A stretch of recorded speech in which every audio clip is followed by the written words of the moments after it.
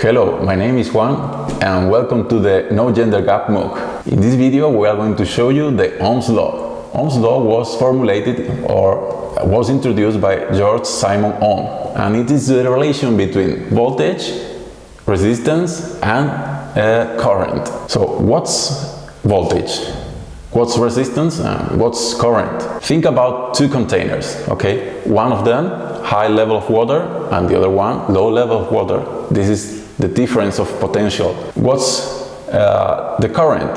The current could be the flow of the water from the high level to low level. It depends on the resistance of the link. If the link is wide open, it will be low resistance, so there will be high flow of current. So let me show you what's Ohm's law in terms of electricity. Here we have our battery, which contains high level of potential and low level of potential.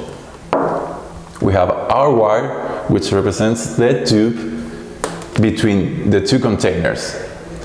And we will use an indicator to see the current flowing from the high level to the low level, this lamp.